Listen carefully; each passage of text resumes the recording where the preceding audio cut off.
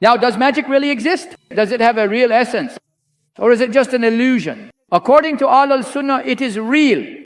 Because the Quran says that they cause separation between a husband and his wife through these acts.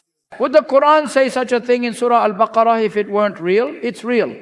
Those who say it's imaginary are outside Ahl al-Sunnah. They are Mu'tazila. It's real. Now, does acknowledging the existence of magic mean approving it? If a person believes that magic is permissible, that practicing it is allowed, such a person becomes a disbeliever. Just as one who declares alcohol or adultery lawful becomes a disbeliever, they will never enter paradise eternally. Because why? They believe it has an effect independent of Allah's permission.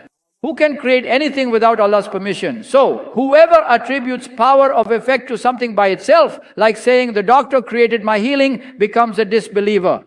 Even if he takes a pill and believes this pill created my healing, he also becomes a disbeliever. If one attributes not causation but creation to something, claiming it did this without Allah's permission, what happens? Forget Ahl al-Sunnah. This takes the person completely out of the religion, out of the 73 groups, turns them into a disbeliever. However, if a person performs magic, succumbing to their ego, makes a spell against their spouse, it's haram. It is one of the gravest sins. It's among the 7 major sins, al-kaba'ir al-saba. Yet if they believe it's haram while doing it, they don't become disbelievers. They won't be disbelievers, but they also won't enter paradise among the first ones. They too will face their punishment.